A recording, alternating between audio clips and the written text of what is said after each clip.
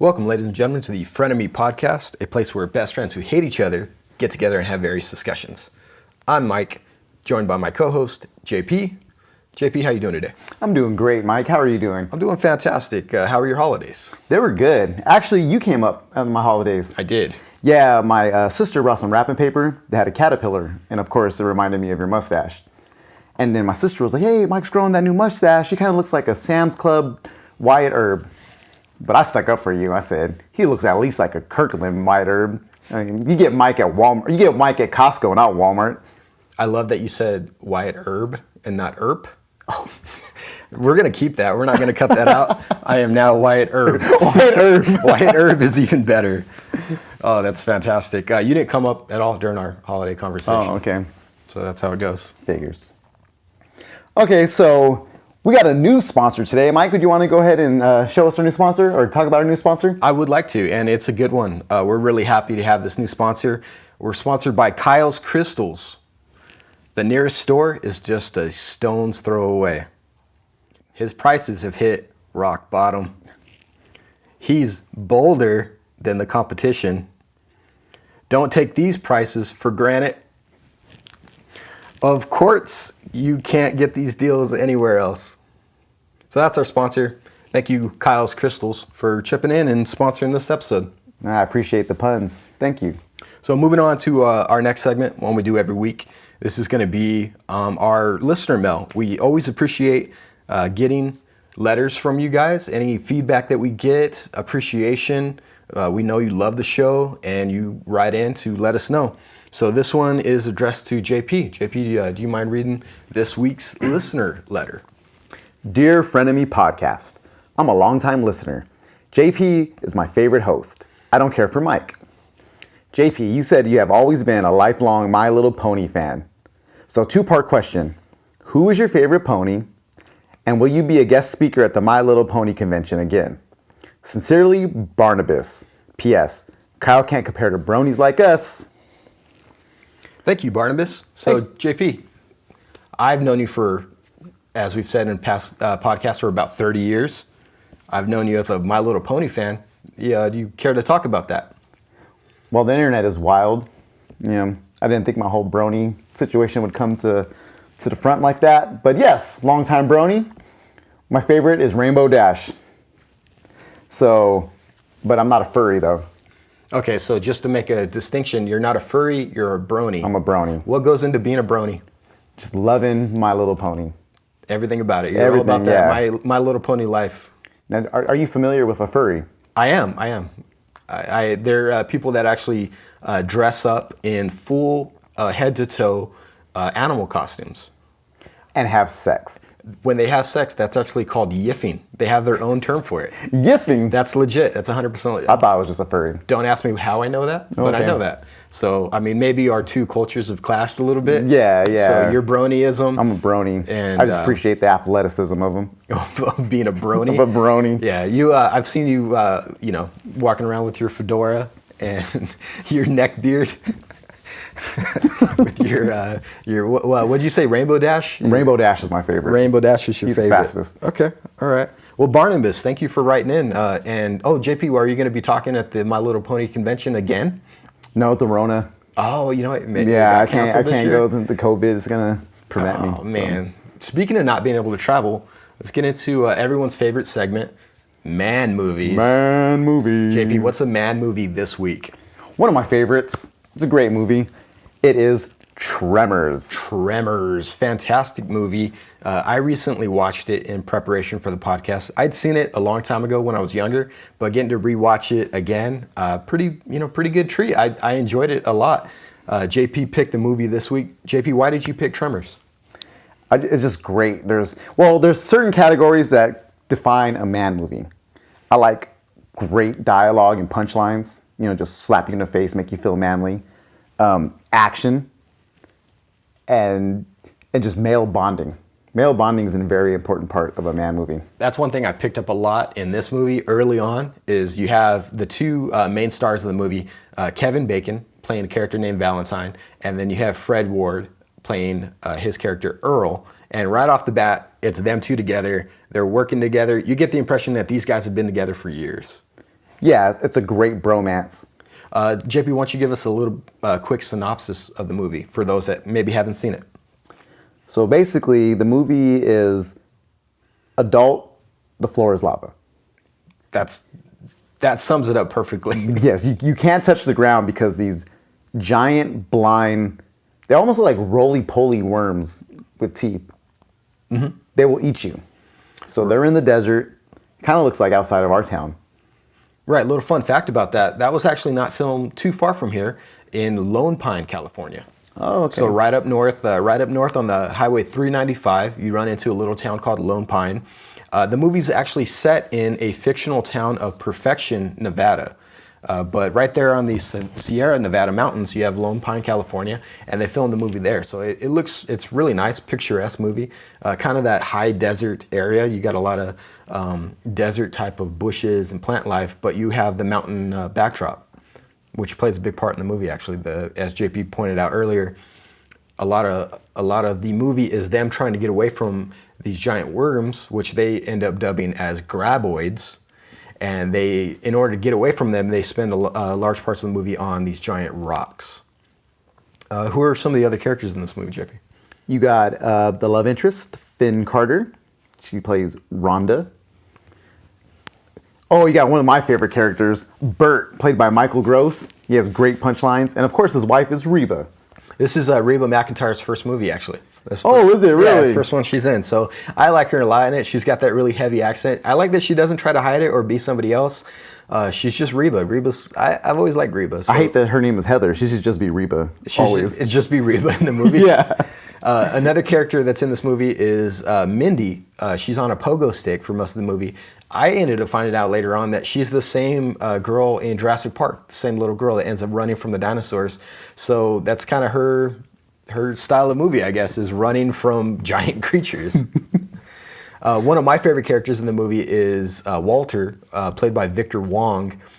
He's the local convenience store owner. He's an Asian gentleman. He's also in Big Trouble in Little China. So Big Trouble in Little China getting 2 mentions in a row. We're going to do a podcast on that eventually because that is definitely a man movie. But I like his character a lot in this movie. He's funny. He's got some funny lines. And unfortunately, he ends up getting eaten pretty graphically by one of the graboids. It comes up through the bottom of his store, ends up grabbing him. That's what he gets for getting his ass beat by that douchebag with a ponytail and 3 Little Ninjas. Oh, he's in that movie too? Yeah, he's the grandpa from 3 Little Ninjas. I totally forgot about that. Fun fact about this movie is originally it was rated, it didn't get a rating because there were too many F words in it. So I didn't know that going out. But if you rewatch it, some of the dubbing, they end up dubbing over a lot of the F words, and it makes for some really funny dialogue. As JP pointed out, some of the dialogue in this movie is fantastic. Some of my favorites are after they end up killing one of the graboids with a cliff, Kevin Bacon exclaims, "Can you fly, sucker?" So in reality, that would have been, "Can you fly, fucker?" That's so much better. Right, yeah. So they replace it with these different, anything basically that ends in an ER, they've replaced it with a substitute for fucker. So another one is, "We killed that mother humper." And that one's pretty obvious that one's dubbed. So in reality, that would have been, "We killed that motherfucker," but it's mother humper. You know what? I'll take that back. It's not so much better. It's better this way. You like it better? I like the, yeah. I like Can you fly, sucker, mother humper? Mother humper. That's definitely one we're going to end up using a lot more in the future. We might, instead of saying the F word on the show from now on, we might just say humper. Mother humper. One of my favorite lines actually comes from Rhonda. She's developing this plan about causing a distraction, and then she goes, "And then we run like goddamn bastards." Why? I don't know. Why are bastards fast? Like, if you're a bastard, you're faster. You're naturally faster. So yeah, Rhonda's cool. I like that she's not like this helpless damsel in distress character. She ends up coming up with a lot of solutions. She's really capable in this movie. I like that a lot. They have a scene in the movie where she takes off her pants like randomly. Like, well, the graboid's coming to get her. It's trying to get her legs. And her legs are tangled in barbed wire. But the only solution to that is take off her pants. So they gotta show off the high-waisted 80s panties. Oh yeah, they are. They're up to the belly button. They're pretty high. It's cool. No 80s boob. Still, again? we're missing out. We're going to do a movie soon. Get some 80s boob. Get some 80s boob for you guys. I know that's what everybody wants to see. Or we should at least get some 80s, but like, where they wear the thongs on the outside. Okay, little personal, a little bit about me. I like those 80s thongs. Like, they go really up high, like past like the hip bones. I don't know how they wore them. I don't know how they stayed up that high, but I like them. They're kind of hot. I never understood the logic of you putting your tights on and then putting the thong on after. Oh, so like the leotard over it. Yeah, they wear the thong over the... Especially like any workout movie. The 80s was a crazy time. I love the fashion. And it comes and goes. Like, a lot of that stuff's coming back. Maybe the 80s style thong will make a comeback. High-waisted thongs. Come on, ladies. Bust them out. We want to see it. Anything else you want to say about Tremors? I really enjoy the movie. It's a lot of fun. I liked it. I like they said, the male bonding. I like the fight scene when they're trying to decide who's going to sacrifice themselves. And he gives them that weak elbow to the stomach, and it like folds them. Like, how strong is your elbow? He folded them for like 3 minutes. I like the rock, paper, scissors dynamic, like, throughout the entire movie. That's really cool. They do it early, and they do it often. And it again goes to that male bonding. These guys have been together for a long time, but they still don't, they can't predict what they're going to do. Rock, paper, scissors, they mix it up. It's a lot of fun. Little point of contention, I don't consider this like the quintessential man movie. And the only reason I say that is because I think a lot of ladies out there like this movie. I've heard a lot of ladies that like this movie. Not to say that a lady can't like a man movie, but I don't think it's 100% a man movie. It's possible. Though, the quintessential man movie was Bloodsport that we did last week. That's kind of true. And a female commented on my Instagram that that's her favorite movie and she has the DVD. Oh, you know what? So, all right.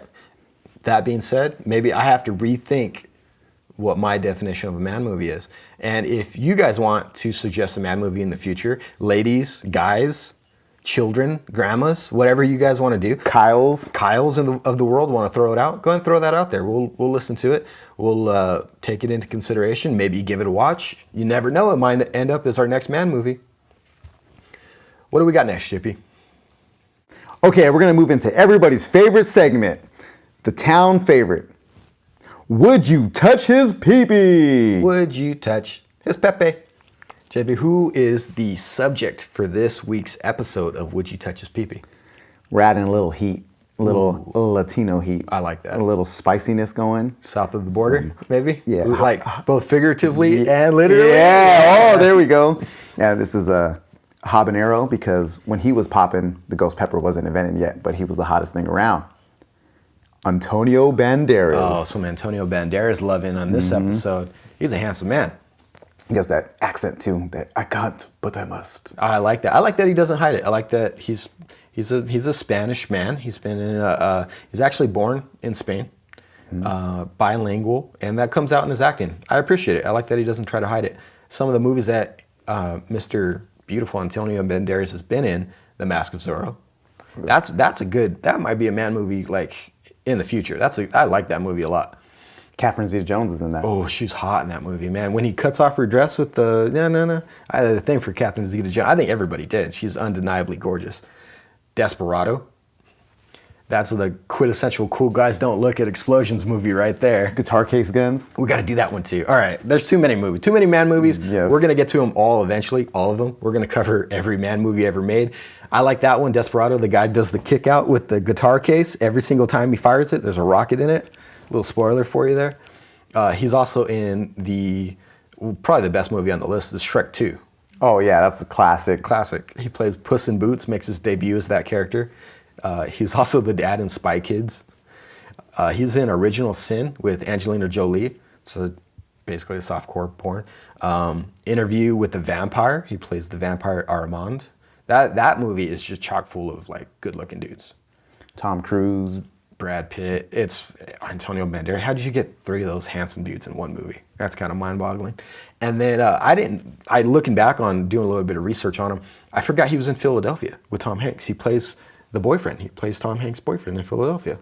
I have never seen Philadelphia. You have never seen Philadelphia? I don't know if you'd like that. That's all about I'm guessing there's a reason why I haven't seen it. There probably is. It's a homosexual man that contracts AIDS. Oh. It's good. It's got Denzel Washington, Tom Hanks, and Antonio Banderas. I do love me some Denzel. And Tom Hanks is fantastic in that. I think he actually won his first Oscar in that movie. Anything else to say about Antonio Banderas? Some of his movie roles?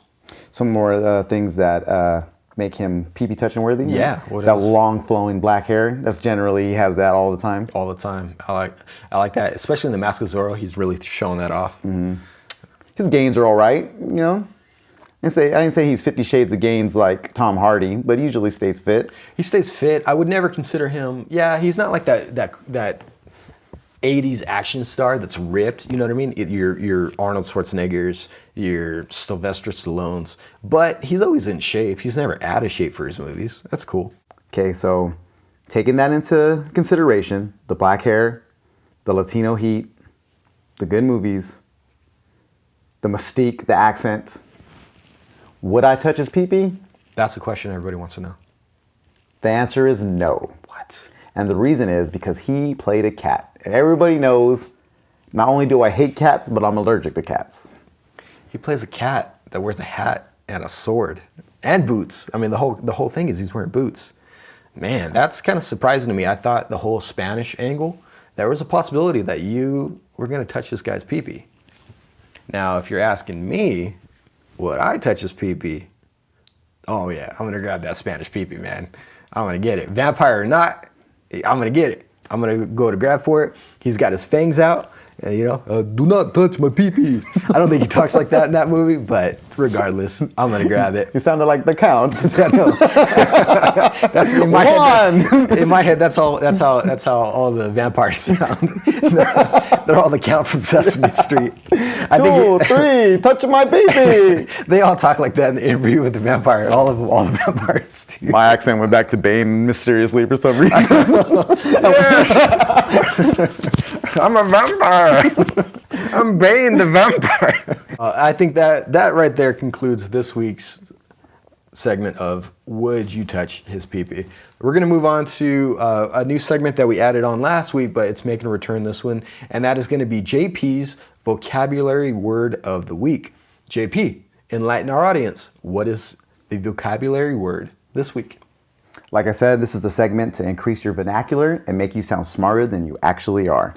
And this week's word is abhorrent. The definition of abhorrent is causing or deserving strong dislike or hatred, being so repugnant as to stir up positive antagonism. And I will use that in a sentence for you. Kyle is abhorrent. All right, thank you. I hope you all learned a new word to add to your vocabulary.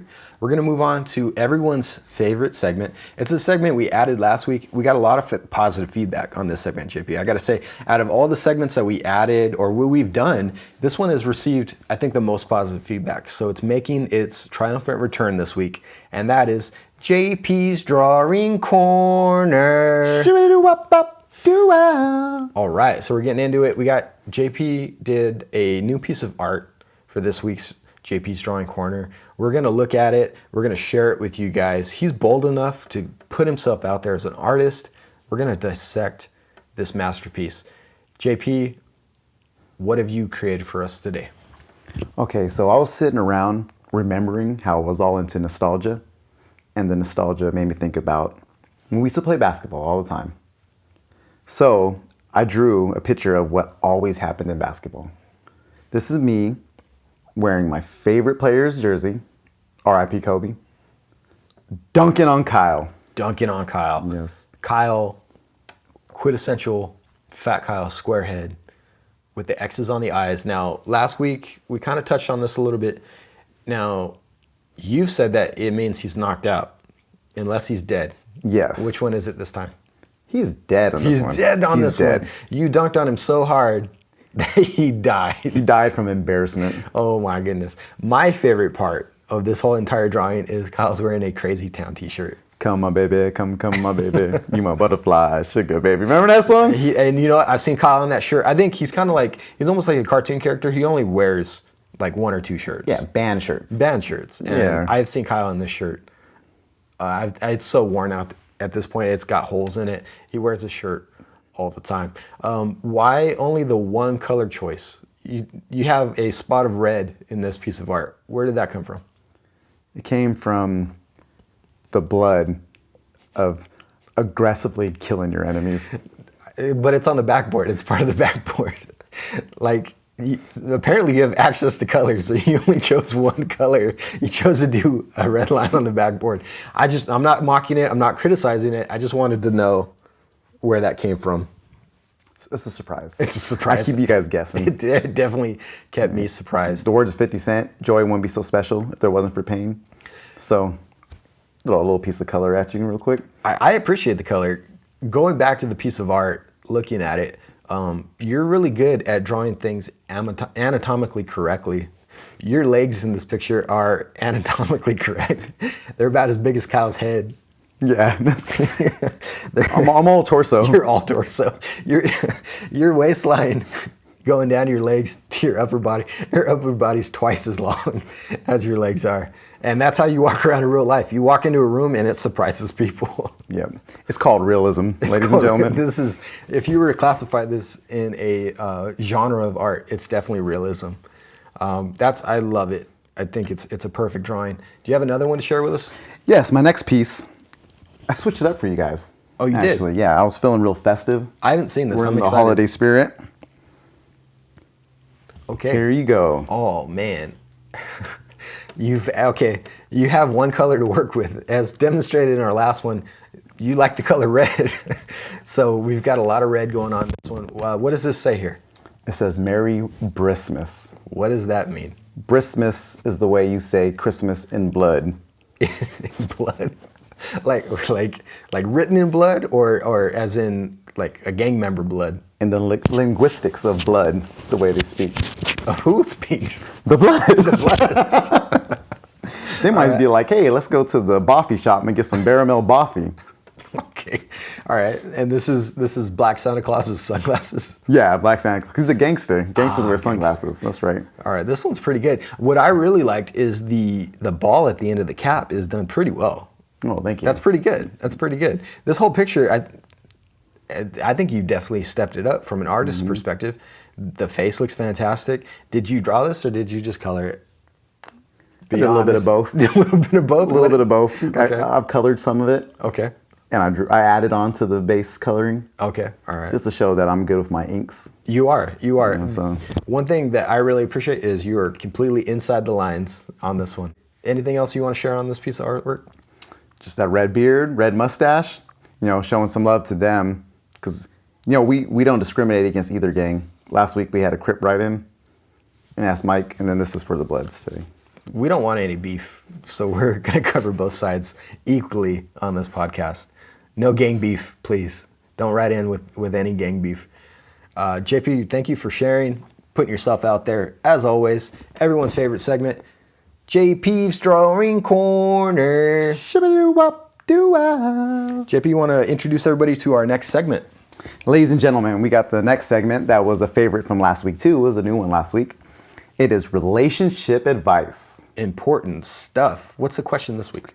Today's question is, what do you do when you want to go out with your friends, but your lady friend or your bottom doesn't want you to? Man, this is a tough one. I run into this issue quite a bit. I actually need some advice. JP, what are you going to say? Like, what are you going to give the people out there listening that run into this issue on a daily basis?